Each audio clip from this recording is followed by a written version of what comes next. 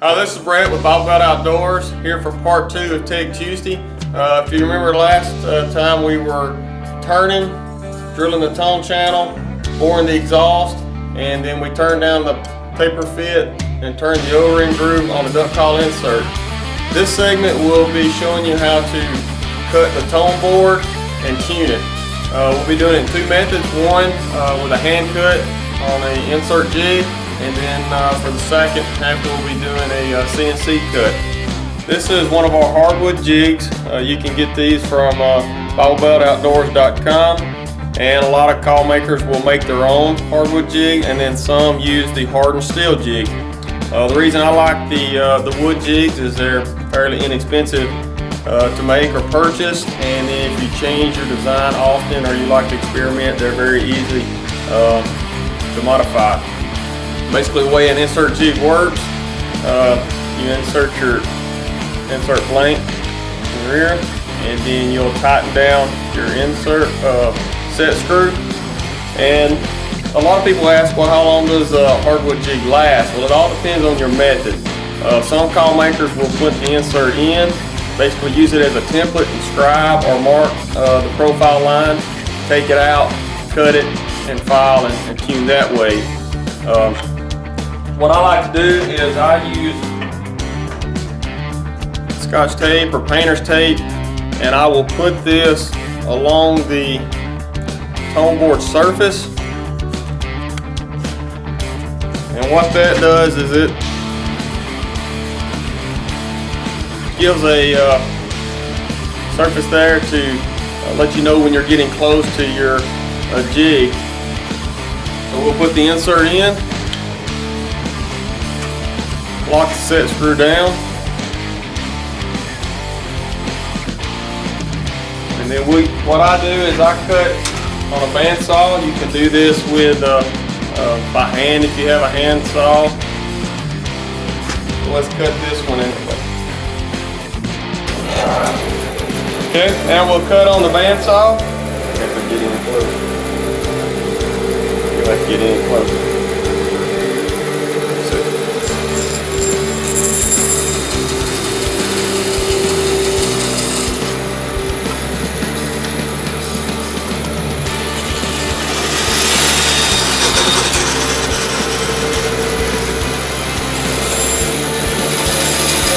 While I'm cutting, I'll leave about a 1/16 or so.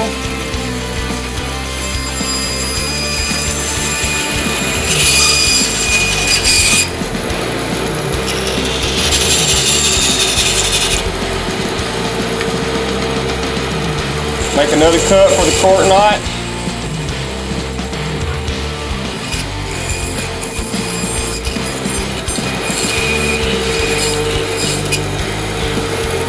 So you end up very close to your jig. You can see I didn't get into the tape. And then if you notice if there's a little more and you want to kind of trim it on down, you can.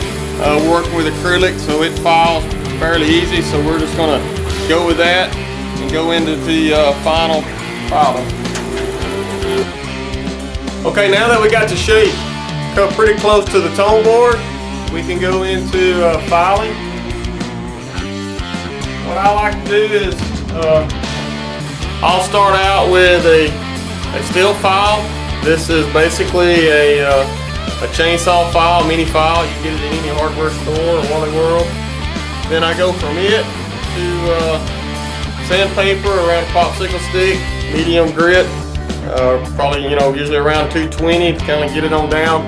And then I step up into my fingernail files, getting to a super fine grit. And like I said before, I'm working on a hardwood jig. If you have a hardened steel jig, you don't have to be as cautious. You can file all the way up to your jig. But for this, I put some painter's tape. That'll let us know when we get close. I've worked with both hardwood jigs and hardened steel jigs. They seem to be about the same speed as far as filing once you get used to using these. You'll want to stick it on a good solid surface, or some like to secure it in a vise. I'll typically start back at the cork notch and work my way forward.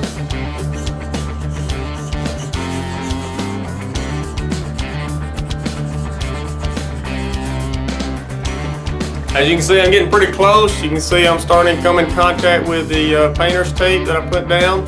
So we'll move over to the next grit, which is the 220.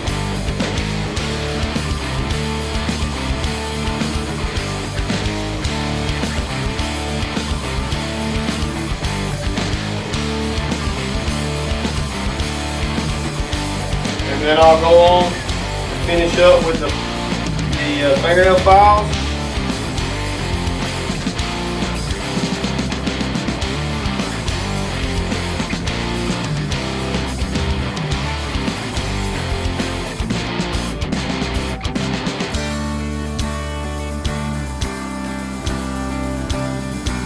And at this point we can remove from the jig and do our final cork notch fit up and final tuning. Okay, so now that I've went through each of my file grits, I'll remove this from the jig.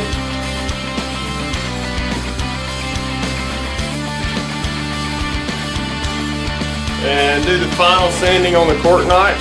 You can see there, getting pretty close.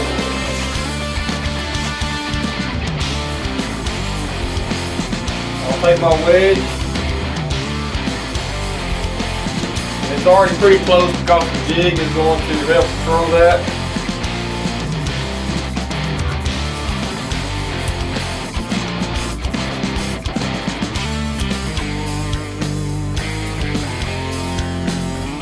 Okay, yeah, it fits pretty good. Final sanding. Deburr the edges and the round.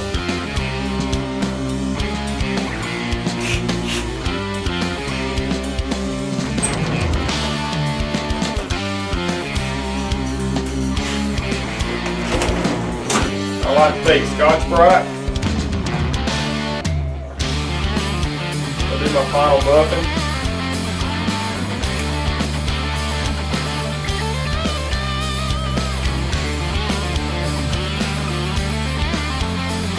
That way I can fold it up. You can see that. Get down in there in that tone channel. Clean it up. And then a lot of times, acrylic's not so bad, but on wood cause, where the tone channel breaks through where the cork notch, I use a rat tail file like that. Gotta go around there and deburr.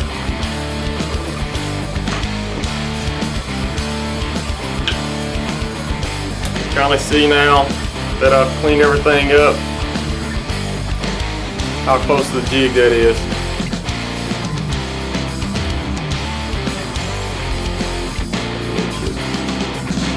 Okay. Okay, now we're going to go into CNC cutting the tone board. There's various different ways to do that. If you have a 3-axis CNC router, it can be a hobby model. Home Depot sells these. Shark manufacturer sells one. There's various models online that you can find.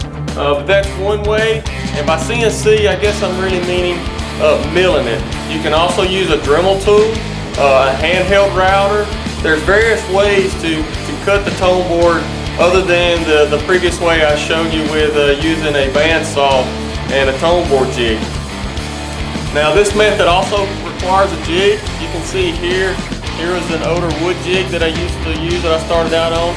You just need some method for securing your turned and drilled insert so that you can machine it with the mill. Here's what I use now. This is a 3D printed jig.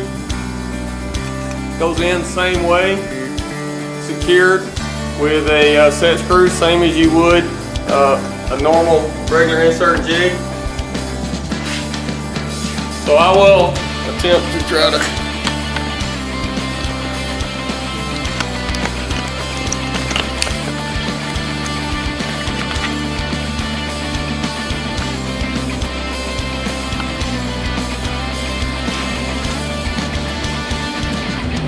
okay.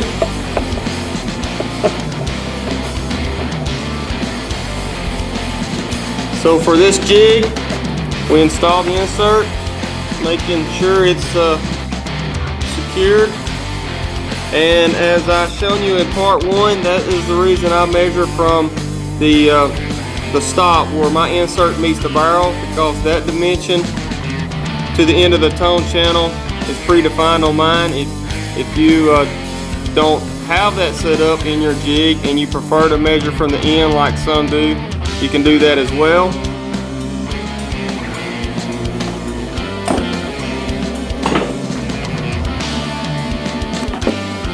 Okay, once I have that secured just all the way in, I can set my set screw. I have one on this side.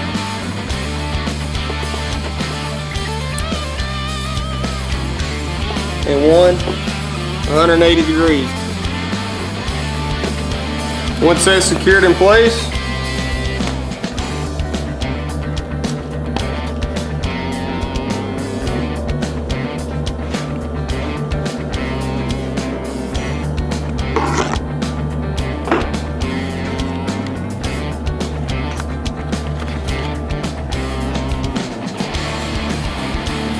I'm ready to start the program. And we'll cut our tone cord.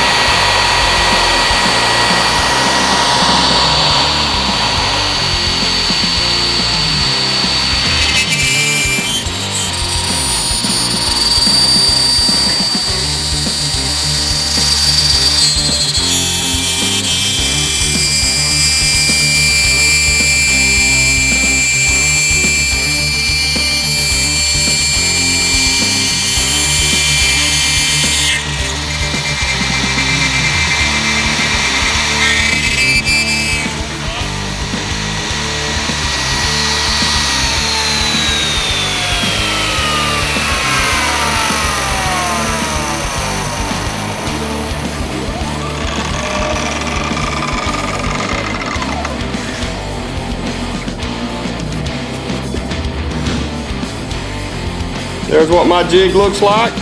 Some will use the O-ring groove, or some will use the lanyard groove with a U-bolt to secure it to their CNC jig as well. And now blow the debris.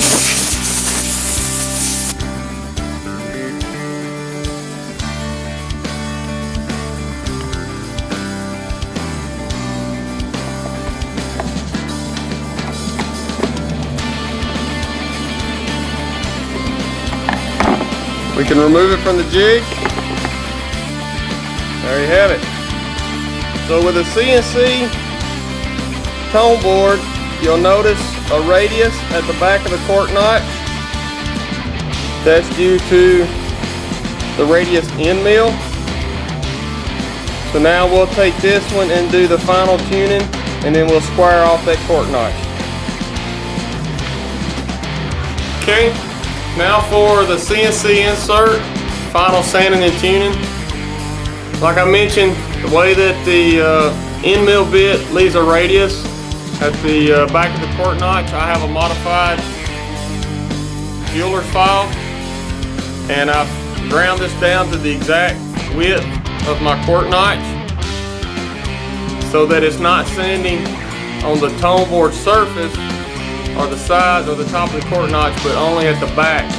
Have to square that off.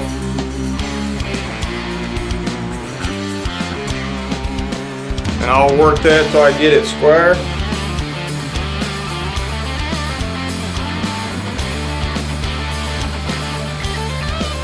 Okay. Then next, I'll skip the file that I did with the hand jig. That's because of the bandsaw marks. It takes a file to get that down smooth. And I'll start with the 220 grit, just to kind of get the machining marks out. And then I'll step up through the Fano files just as I did with the other hand cut insert. Deburr the edges. Go through the fine. And then with the emery cloth and the rat tail file, deburr where the tone channel breaks through the cork notch.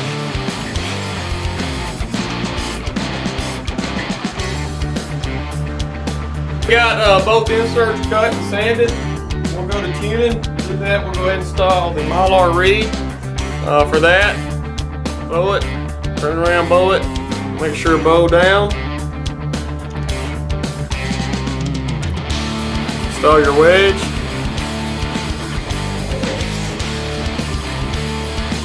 Get it fully seated. And I'll go ahead and run this. I run long uncut reeds, so I'll just let you hear what it sounds like before any cutting. So you can tell it's way too long to lock it up. For trimming, I use these sewing serger scissors you can get from Walmart or any craft store. And for trimming this, you'll want to do it a little at a time. And once you get your jig set and you're cutting the same tone board shape each time, you can get one tune like you like it. Keep it for your master. And I'll just trim a little each time and put it in and let you hear the difference as I work my way up.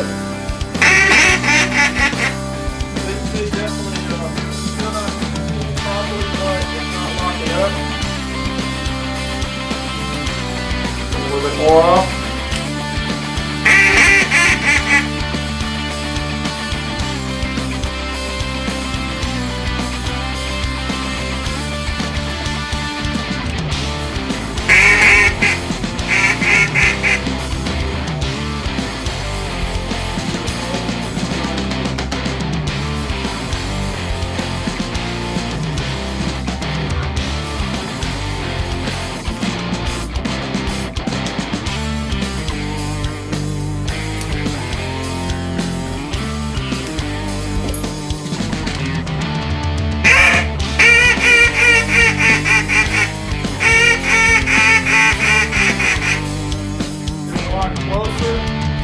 Just a little bit too long, hard to blow. And you may get to this point and realize that you may want to reshape your tone board a little, filing on the front, maybe to get that more open water sound, or filing at the rear, get that more timber sound.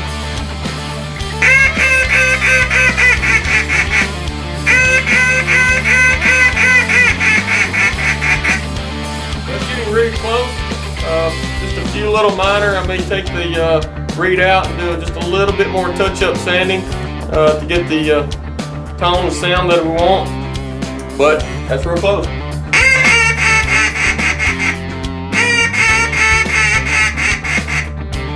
That's the CNC insert. So you do the same thing I've done on the hand cut. This is more of a timber. It's going to be a little nastier.